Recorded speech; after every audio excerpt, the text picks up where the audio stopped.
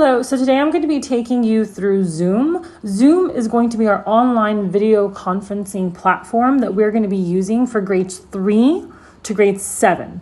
Easiest thing you can do, you can use it on a computer, you can use it on an iPad or a phone. It's very easy to use it on a phone or an iPad. What I'm going to do today is I'm going to take you through how to download it on your phone.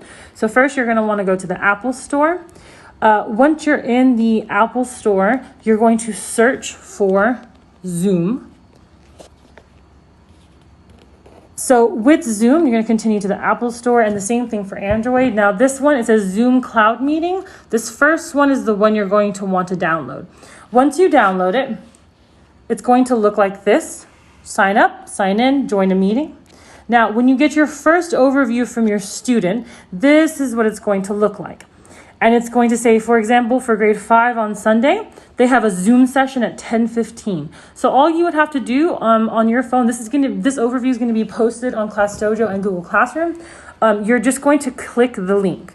Once you click this link, it's going to take you directly into the Zoom meeting. Now, as you see at the top right here, it says waiting for the host to start this meeting. If you click on the Zoom link and the teacher is not the host, the teacher is not in the Zoom session, it will be like that. Once the teacher is in the session, it will automatically link your student to the Zoom video live conference.